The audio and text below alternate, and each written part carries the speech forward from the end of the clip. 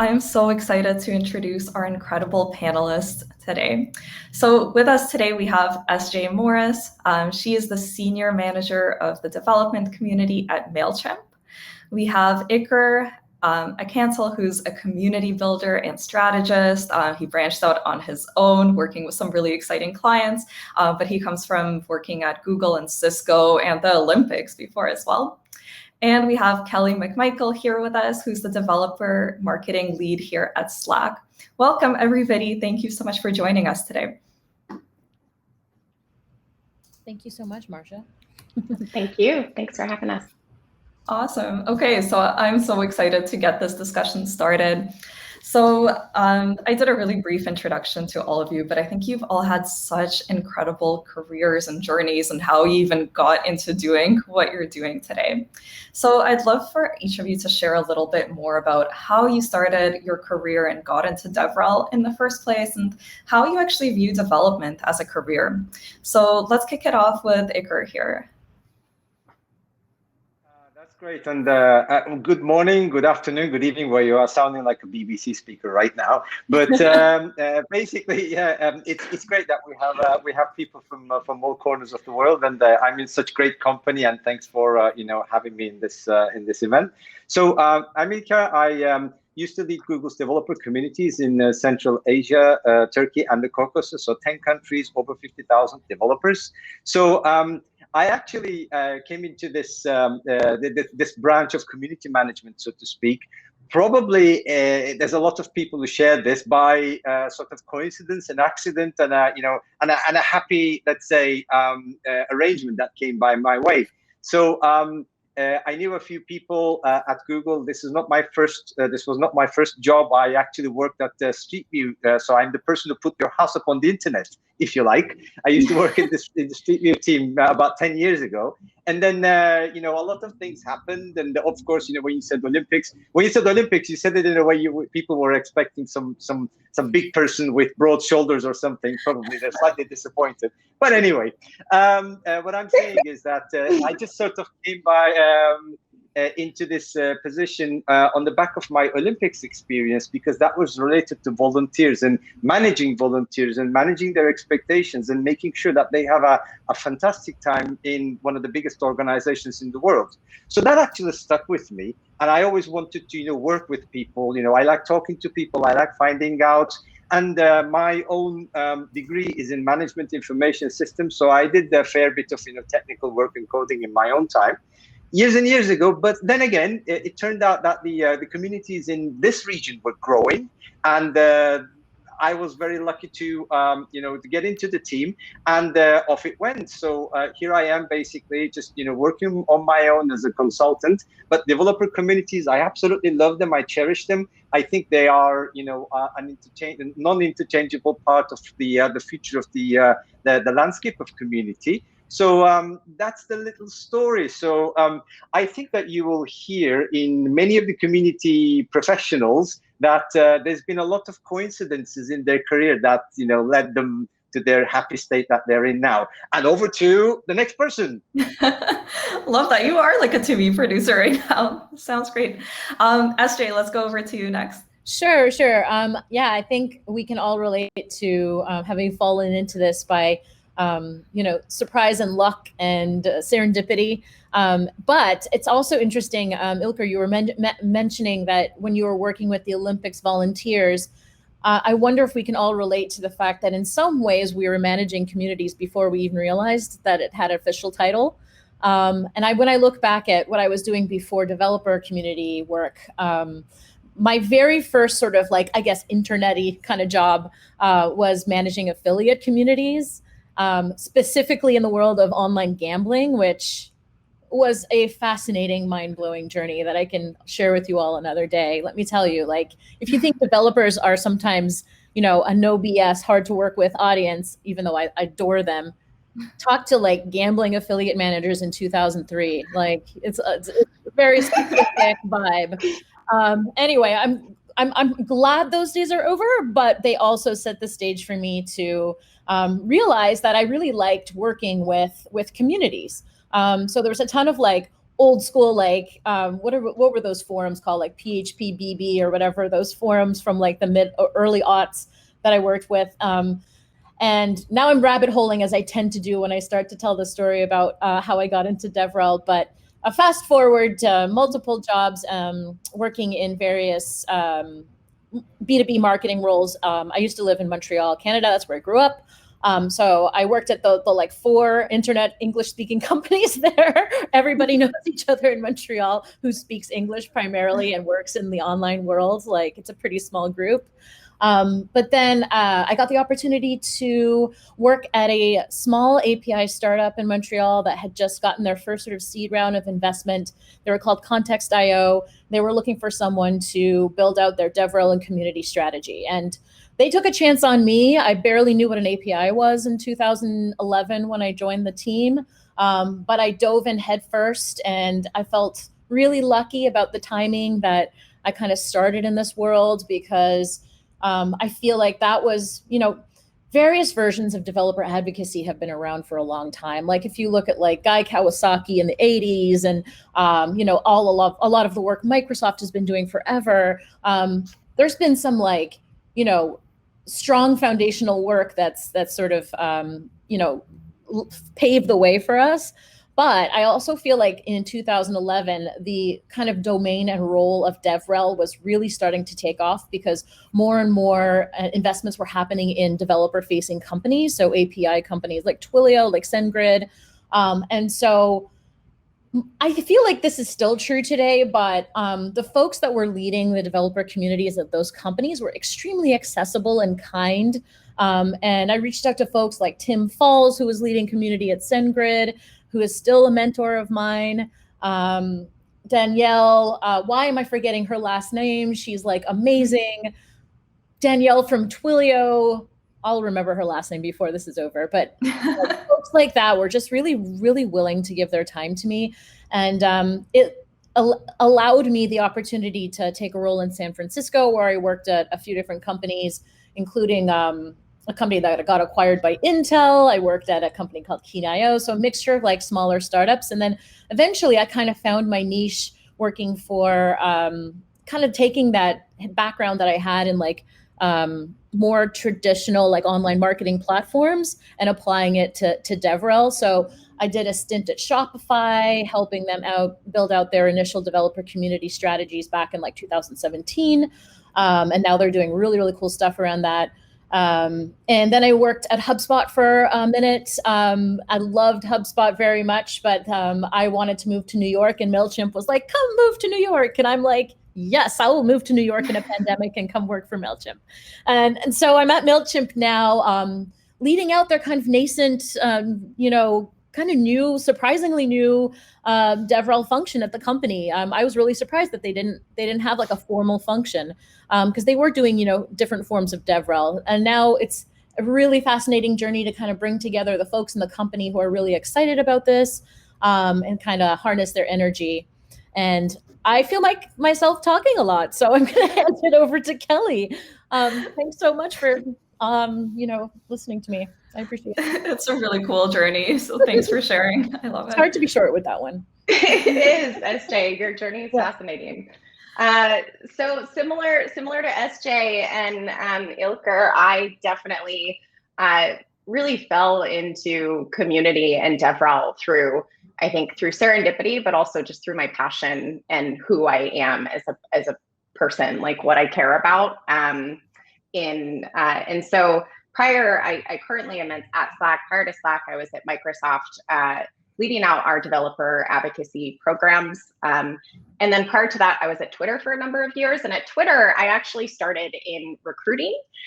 And at the time that I was in recruiting, we didn't have an engineering or recruitment branding team or events function. And so similar to SJ, our director at the time really took a chance on me and gave me the baton to really build out that function and that team from the ground up, which was a wonderful experience. And in doing so, I essentially built out our conference program. Which engineering conferences are we going to support? What hackathons are we going to run? So all of our internal events and external events when it came to engineering, because we were essentially doubling in size, and that was primarily within engineering. So I wasn't a community, my role wasn't community, but in actuality, what I was doing day to day was working with developers and fostering community. And at the time, this was back in 2012, so similar time to when SJ, when you were going through this change, developer relations hadn't existed yet at Twitter, and they had just started to hire a few developer advocates. And frankly, I similarly did not know the world of developer relations or developer advocacy. And I had a swag closet at Twitter, and I'll never forget like finding one of the guys that I actually became, good friends with. I would find these advocates like in my swag closet, or showing up at the hackathons that I would organize, or coming to the conferences, and I had no idea what they were doing, because I was like, "What? Wait, you're not recruiting. I don't see any open job recs for your team."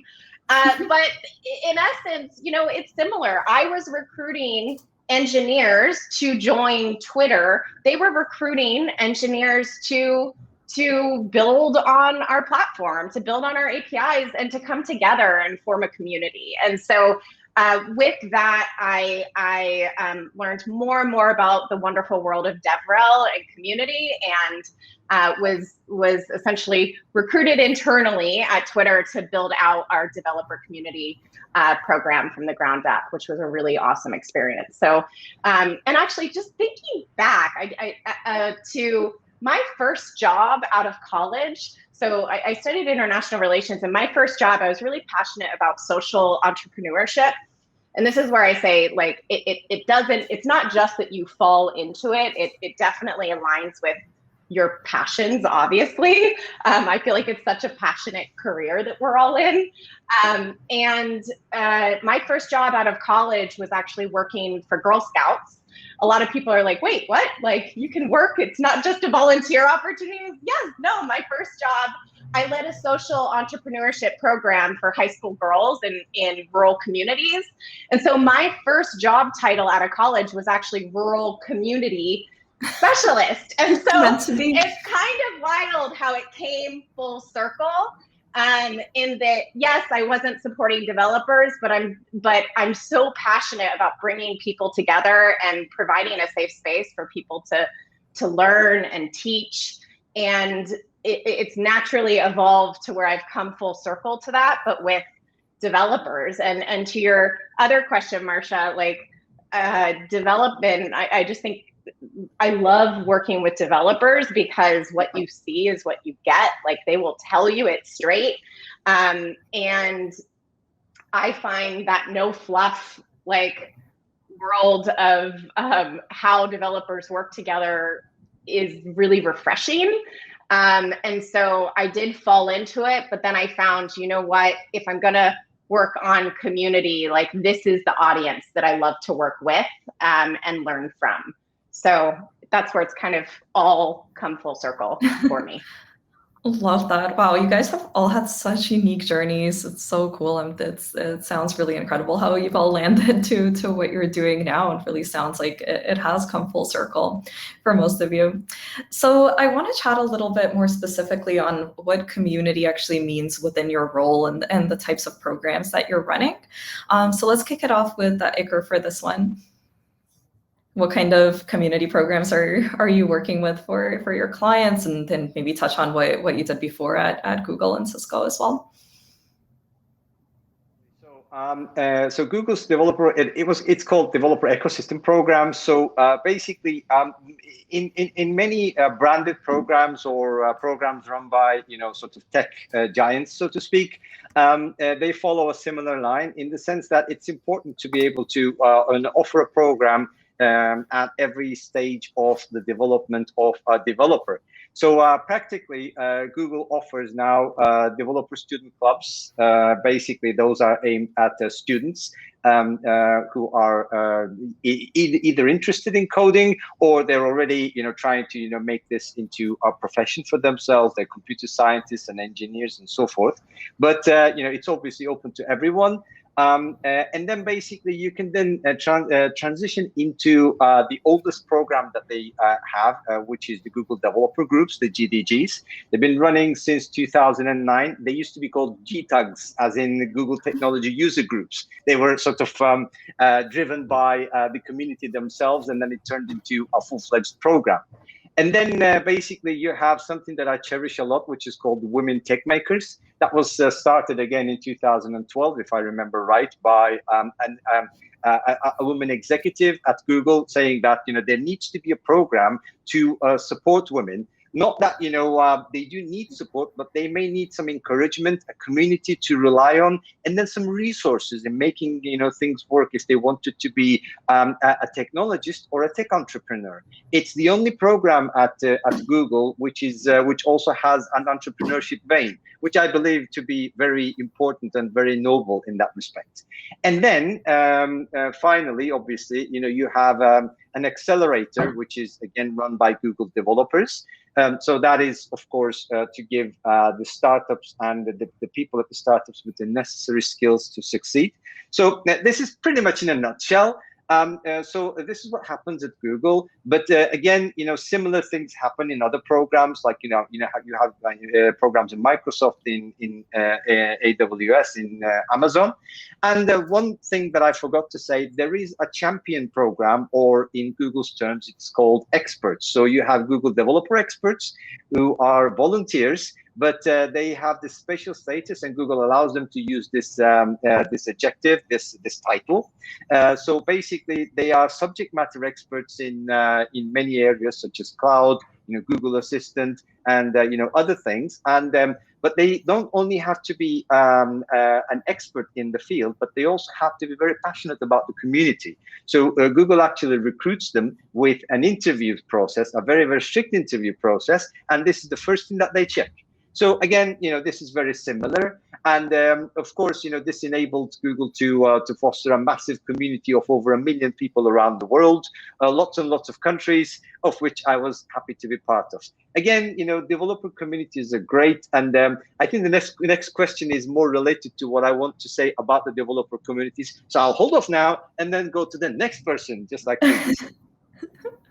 I love it. So I'm going to try to change up the order a little bit for these, so we're not always going in the same order. So Kelly, over to you. What does community actually mean at Slack, and what types of programs are you running?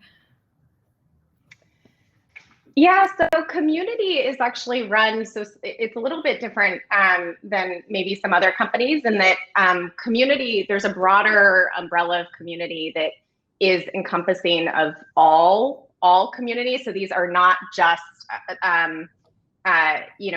folks building on our platform and want to learn about our APIs. It's also Slack enthusiasts that want to come together and learn like the best tips and tricks for using Slack. And Elizabeth Kingsley at Slack leads that program all up. And so I'm more focused on, in leading developer marketing, I'm of course more focused on developers specifically. So I would say we do work very closely together, because I think those things, so much of developer marketing is community. So it's very much, it's fluid in that way. But the wonderful program that she and Neve have really built out, like in just the past 2 years, the numbers have like quadrupled. It's incredible what they've built. And it's really a program that recruits volunteers to lead meetups within their regions. And now I think one of the beautiful things about, not beautiful, but one of the silver linings with what's happened this last year is that communities now organize more by time zone. And so we all know, community is when folks share something in common, and often that happens locally. And what I love, and again, this goes probably back to my background and passion in international relations, is that those bridges there's more bridges now, and more folks are coming together in a way that maybe we haven't before. And so so she leads that program all up. Sorry, I feel like I'm kind of she leads that program. I work specifically on marketing. We're still figuring out, like, Slack has not, of course, been around for a very long time. So I think there's a lot of opportunity to continue to build on this wonderful program of volunteers and learn from similar, Ilker, to Google at Microsoft. What Microsoft has been around for some time and has built out their developer relations function for some time. And so I learned a lot there, and I look forward to continuing to build on the wonderful programs that Elizabeth has built, specifically for developers. That's very cool. Yeah, I love that it was a community. I know that you formalized it pretty recently, I believe in 2019, but it was something that was already happening, and these people were craving community, and they were finding ways to connect on their own. But now they have the resources and the support from Slack to be doing it in a really unique way. So it's really Totally. cool. Yeah.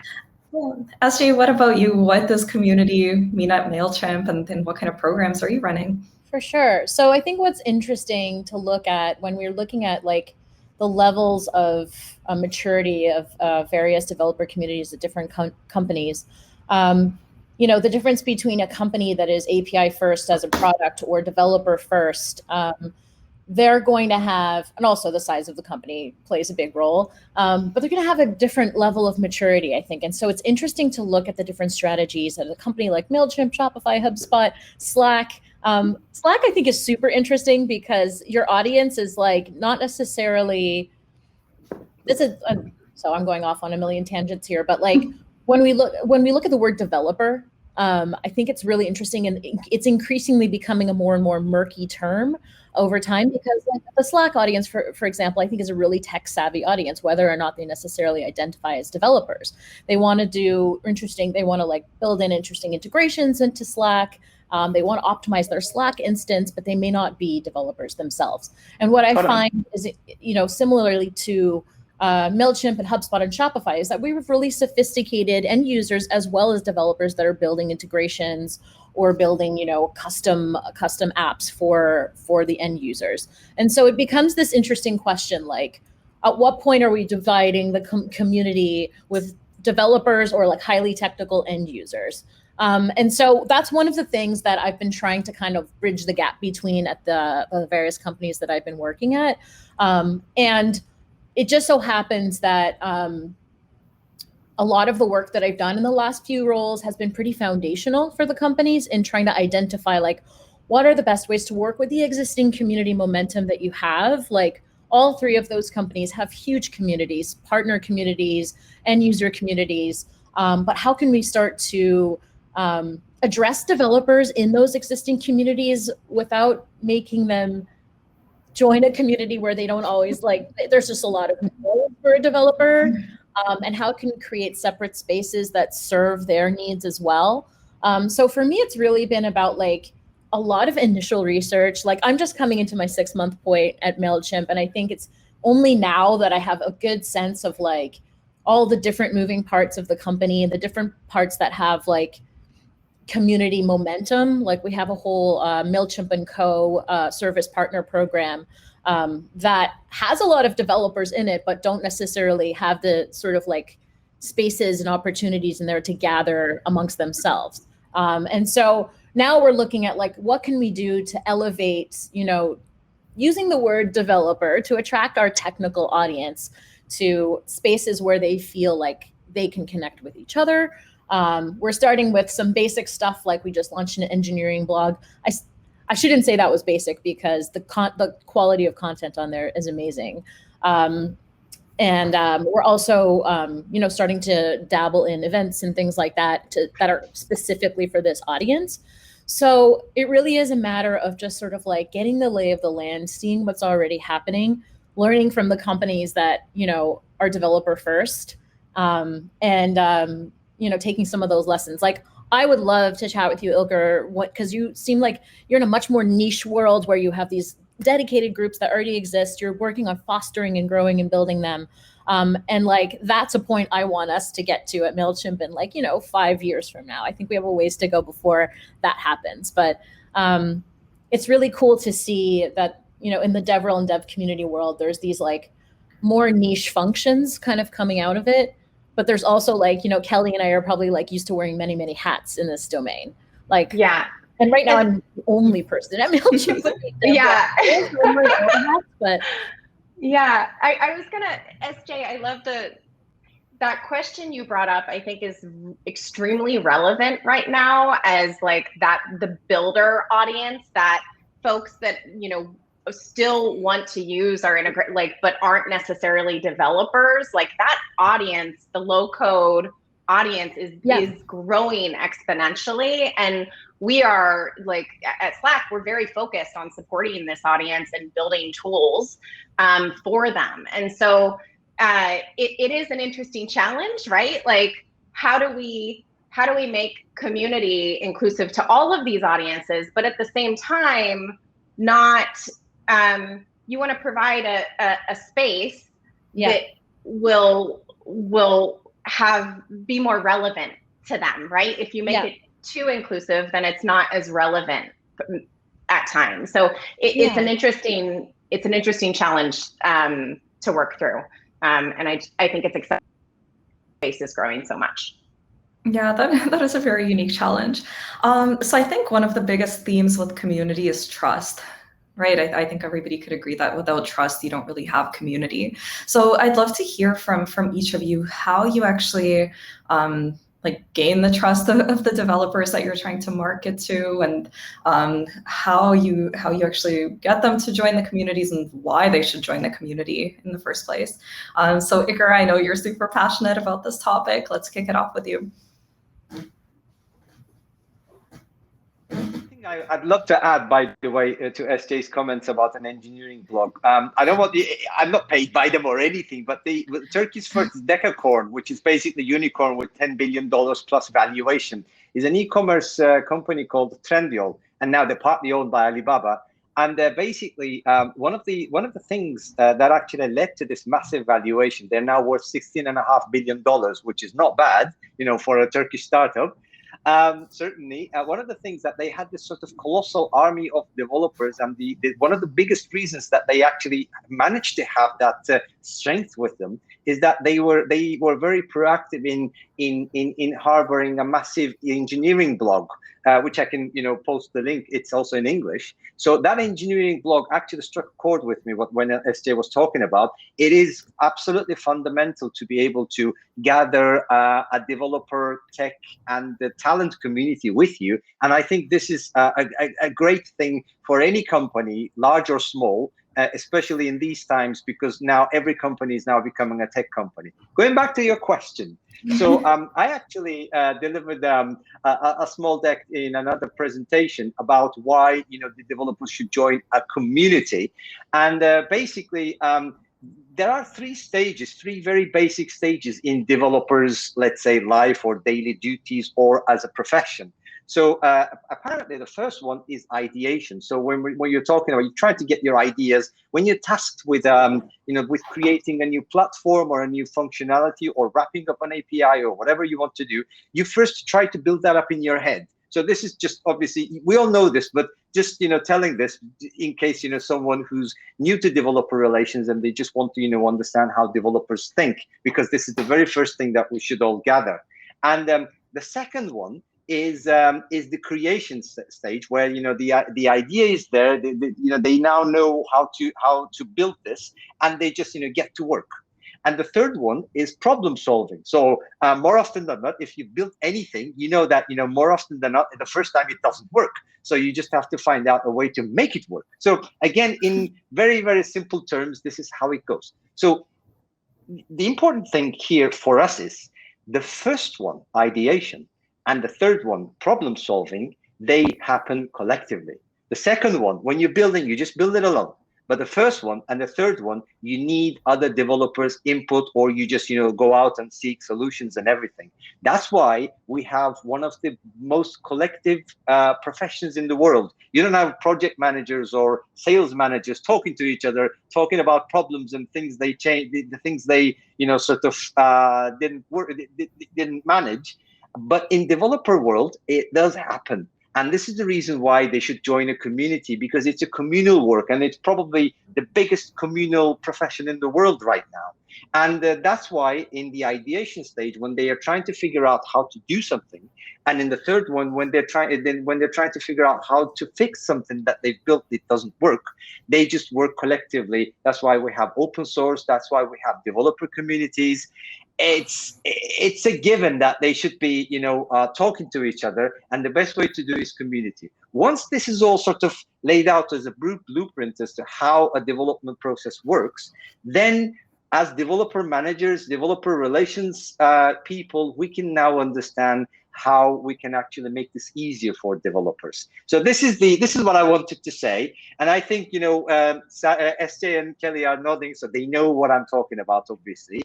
And I hope anybody listening to this, they already know, or they're already doing this, and they just figured out that this is the case, and they should be getting together with other developers, whether it's virtually, in person, hopefully in the future. And that's why they should, if you like. Yeah, absolutely. Kelly, so you specialize in marketing to developers. I'd love to hear how you're doing so in a way that helps you gain developers' trust. So just also to piggyback off of what Ilker was saying, an analogy that I like to use is when I go to a restaurant, when I want to try out a new restaurant, I don't call the restaurant and say, "How's your food?" I ask a friend who's gone to the restaurant, or I look on Yelp. I look and I find some opinions that are unbiased. And I think that that's where community has so much power. And if companies don't invest in community, like you lose that real feedback, both for the restaurant to improve, but also to really bring more folks in. And so I think that really underlines why community is important in a lot of ways. In terms of how we market to developers to gain trust, I think more than anything, it's being forthright and being open and honest and telling developers not just what they want to hear, like just telling them any information, being as transparent as you possibly can be, and sharing as early and as often as you can. And so an example of this is Slack had a change. Obviously, we have a change log.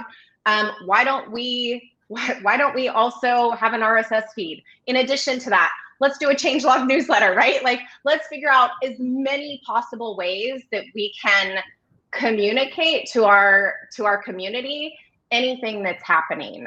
Similarly, one thing I really love about Slack, this was obviously years ago, but Slack was one of, I think, if not the first company to publish their roadmap externally. And we really, when I was at Twitter at the time, we really looked to Slack and essentially followed suit, and we did the same. And I think the more and more we can do that, the more we gain that trust in the community. And sometimes we have to deprecate. Obviously, we're going to have to deprecate things, but let's make sure we communicate it early and as often as possible. Very cool. SJ, and what about you? How do you have any tips around gaining trust?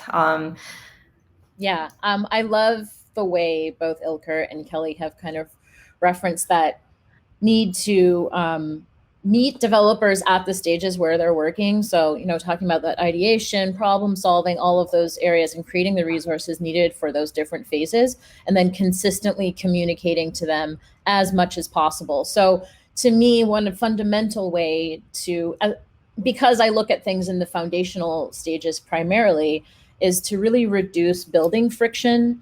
So, making sure, like, even if it's not directly your domain, but really making sure that your developer experience is on point, looking at metrics like time to first call in the API, making sure that's as, quick as possible, understanding doing a lot of like dedicated research to understand what the roadblocks are to start building, because you really want, like, the first step to get a developer excited about both building on your platform and ultimately joining your community is to give them that first hit of dopamine when they're trying to build, that first win.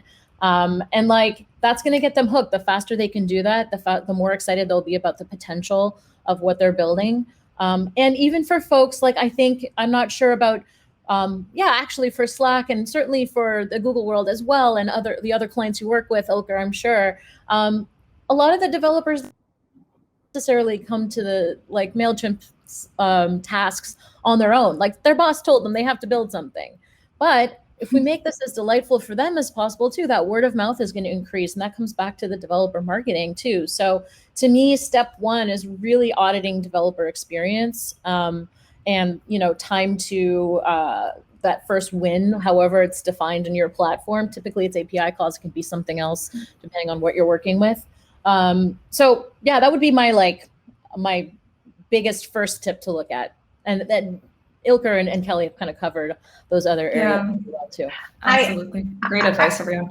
I would add too, sorry, I didn't mention this, but I think really meeting developers where they are versus I think Microsoft did a really great job of this, and Slack does as well.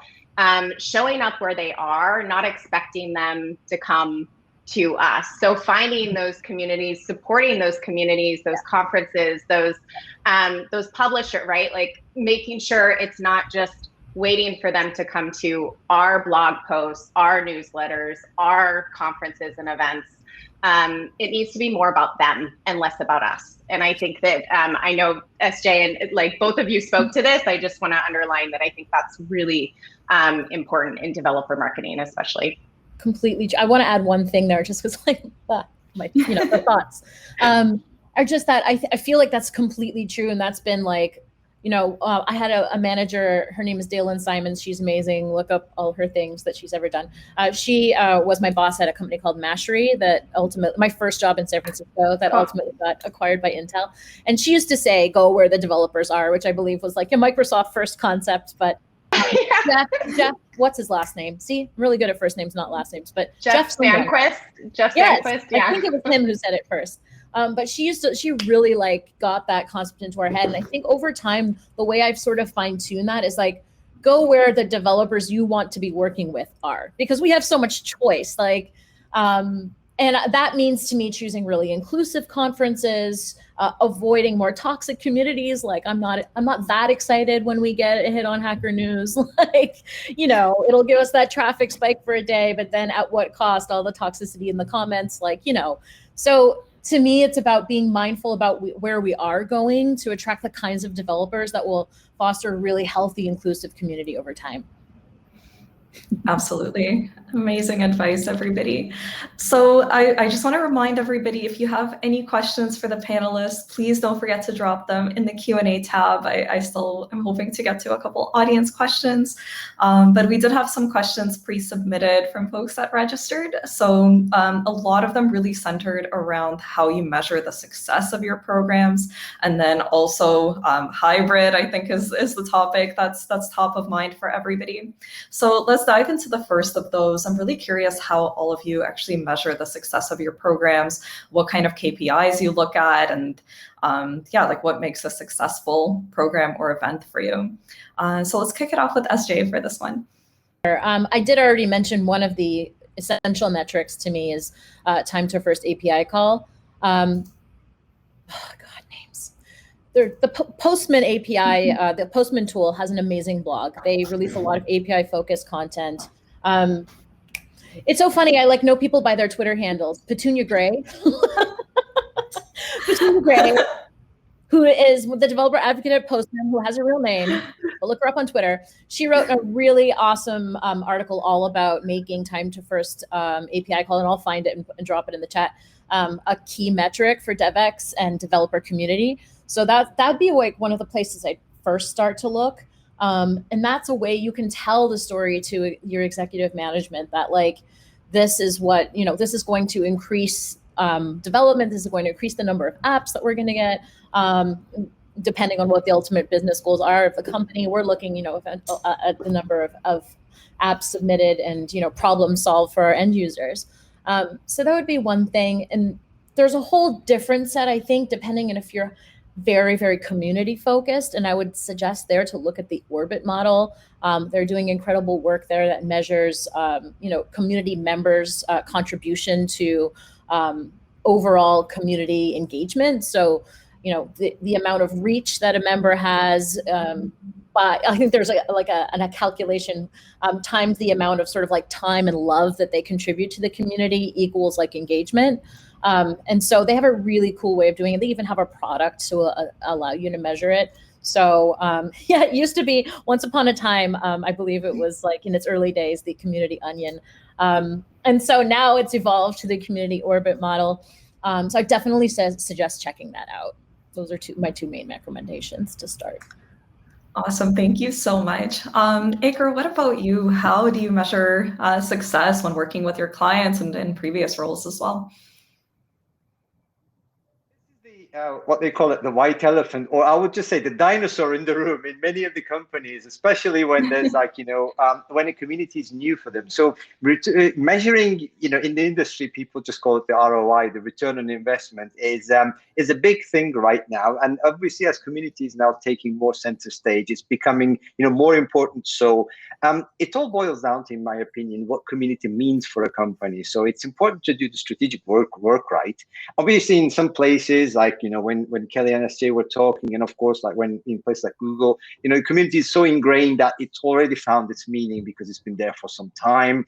Some companies already, let's say, community-led, they were just founded at the back of a community or on the back of the work of the community. So anyway, what I would certainly say is that there are two things that I would like to mention. Again, these are from two community supremos, other than the two we have in the room.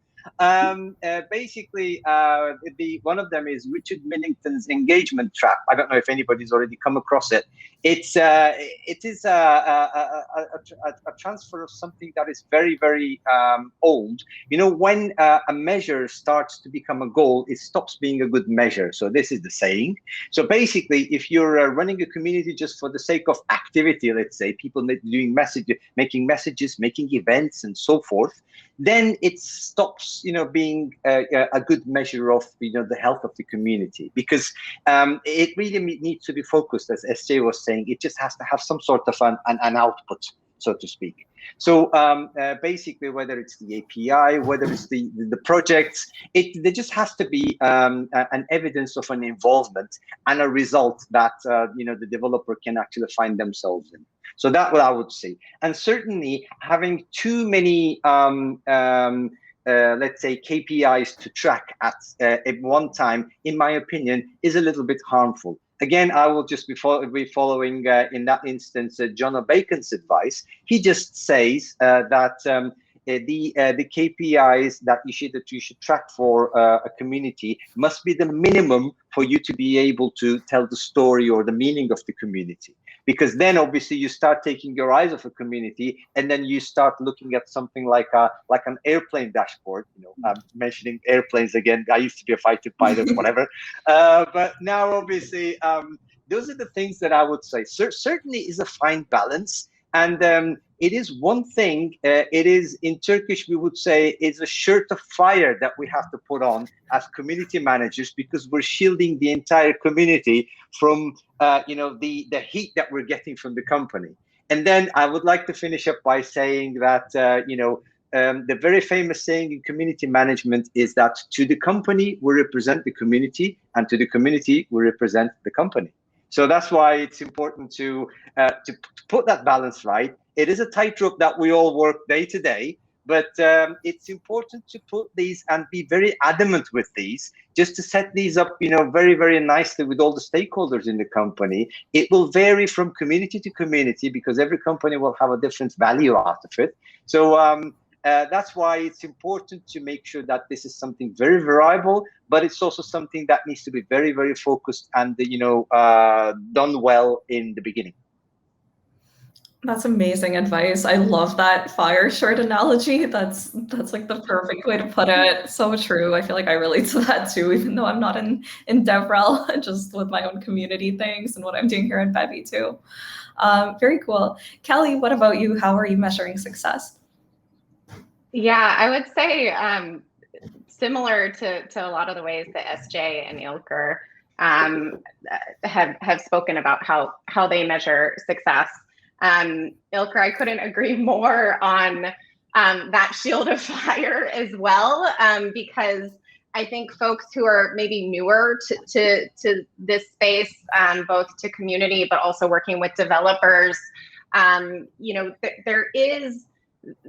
you get a lot out of community, but you need to ensure that it's not transactional. It can never be tit for tat, or else it actually won't work. And folks, the community can see through it, right? Like they can see that. And so I think it's so important to create that shield and make sure that you build it in an authentic way, and that you don't create a transactional environment for folks that are part of your community, or else it's not a community. So I just want to second everything that you both said.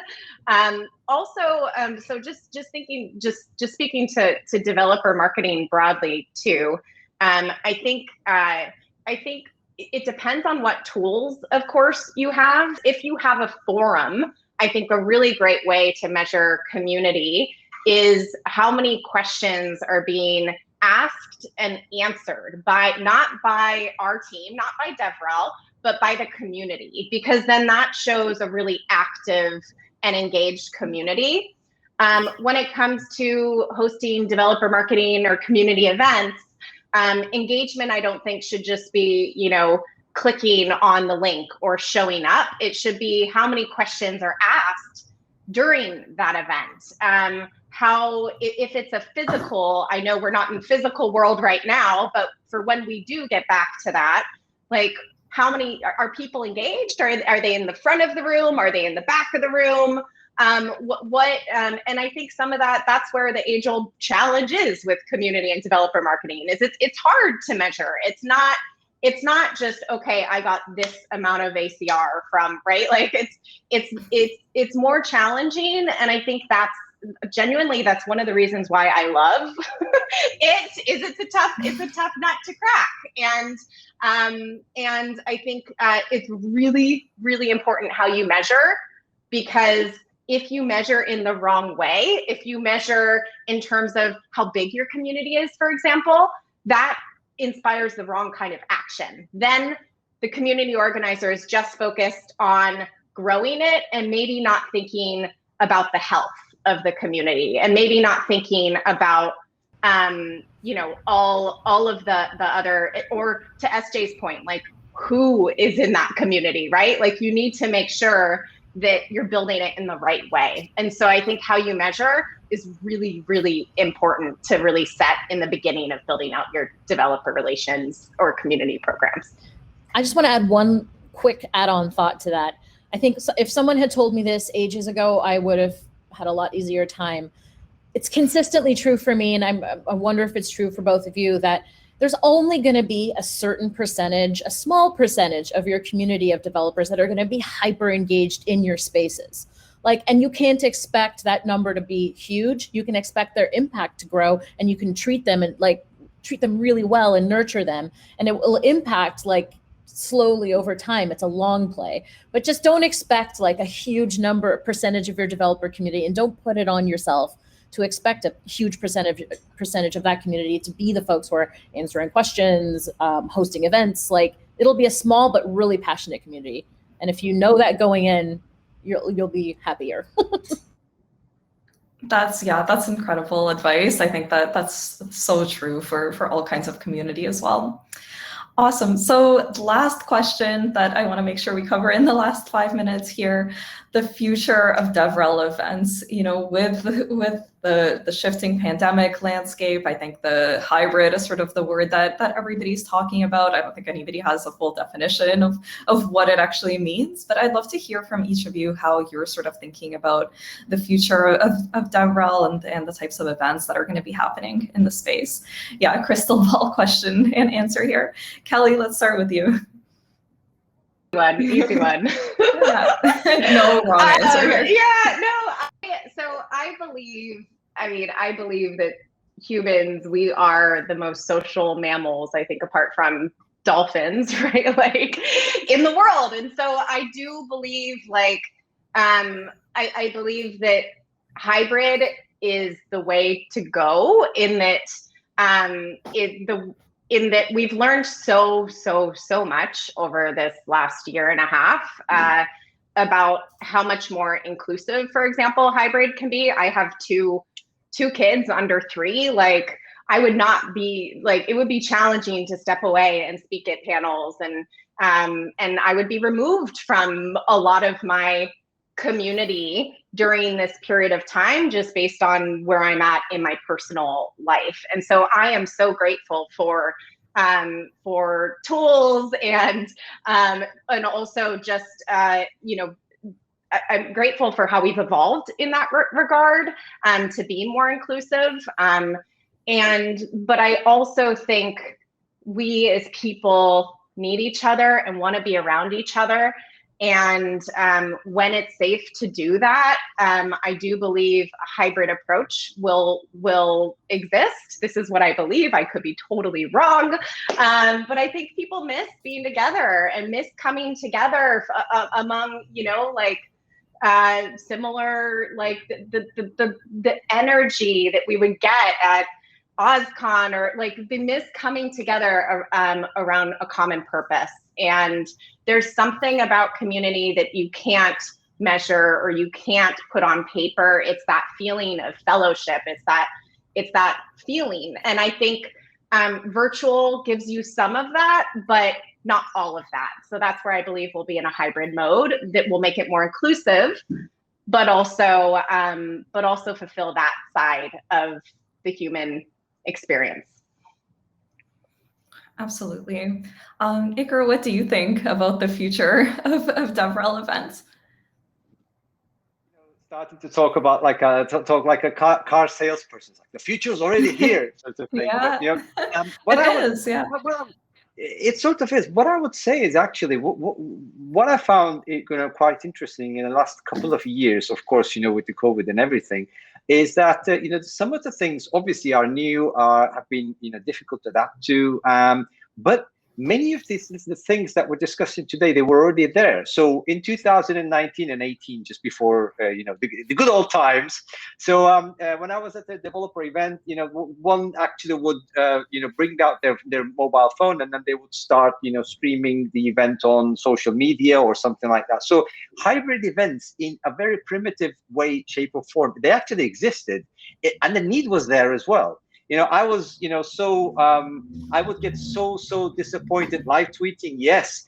So certainly people do need that. And, when you come to think of it, the old, American football, soccer matches and everything, people used to listen from the radio and, watching from TV. There will always be, sort of the two audiences, so to speak, people who are there and people who would like to be. So for years and years, I wanted to be in, the web summits. I couldn't attend. Now in 2020 it was online, so definitely it was an experience for me. So in short, what I would like to say is that the demand existed, the infrastructure is now better than ever, and I believe that the hybrid must have been the way already, even before COVID, because people want to be able to access the people who are here. I'm basically literally on the other side of the world. I look like I'm slowly roasting, but I'm not. It's just the light changing.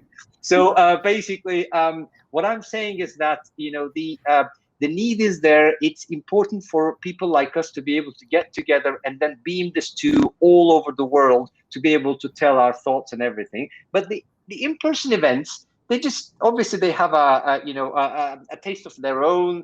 They will be always there once it's all safe. But it's just like working from home, and I've been working from home since 2009, and before it became the thing to discuss. Certainly, in my opinion, this is done. Let's not say good, but this has actually sort of brought us the common sense to include it in our events, in our programs, and in our developer communities. In my opinion, it should have existed, and it should exist in the future in a more feet on the ground way. Very cool. SJ, what do you think about the future of DevRel events? I will just echo what Kelly and Ilker mentioned, but one thing I wanted to say was that I'm really excited about the added ability to be more inclusive to speakers who maybe don't have the ability to travel as much, or aren't used to speaking on a stage. Like, that's an incredibly different experience, right? I will also say one thing that's been nice. I much prefer organizing virtual events versus in-person events. I don't know what it is. The organization part it's this weird thing. It's a love-hate thing. It forces you to there's so much logistics to think about. And then when it happens, it's awesome, right? Sometimes it's terrible, and then you learn. But the ability to host something virtually on the fly is incredible, and it allows so many more folks to get an audience. The flip side is Zoom exhaustions or event exhaustion that folks are talking about. But I think the more niche things are, the more folks can gravitate to what has the most meaning for them. So I'm personally just really excited about the fact that there's more generally wider acceptance of the reality of virtual events, and folks who might not otherwise be able to get that sort of experience of participating in an event in IRL, as they say. Yeah, that's been such a big learning for me as well, actually, with running my community fuck up nights. Pre-COVID, this was a monthly in-person event that I would host in the Shopify offices in Toronto. And it was, I always thought it was a super accessible event in terms of, it was in a central downtown location, building was wheelchair accessible. Ticket prices were very reasonable. We also had pay what you can tickets. We'd give free tickets to certain underrepresented groups. So we thought it was super accessible. But then when we pivoted to virtual during the first lockdown, there were people messaging me on LinkedIn saying things like, I was aware of this community for the last 4 years, and this is the first time that I was able to participate. And it was, Kelly, like you said, it was folks who are young parents who just it wasn't something that was realistic for them in their personal life after work to be able to go to this type of event downtown, or just folks that live outside the city in the suburbs or work somewhere far from the city. By the time they were able to get down there, it just wasn't realistic. So that was really eye-opening for me as well. But yeah, I'm hoping to do some in-person again once it's safe and allowed. Awesome. So I feel like we could keep chatting forever. There's so many unique topics in this industry, but just want to say a huge thank you to the speakers for sharing your insights and for being here today. Just really, really appreciate it.